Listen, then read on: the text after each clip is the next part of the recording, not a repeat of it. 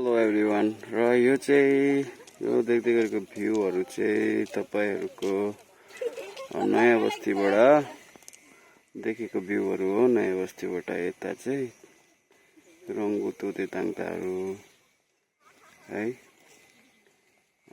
यता माथि हाम्रो आई लभ कुमाईहरू देखेको योहरू चाहिँ हैन, एकदमै दामी भ्यू देखिरहेको छ आज चाहिँ हैन।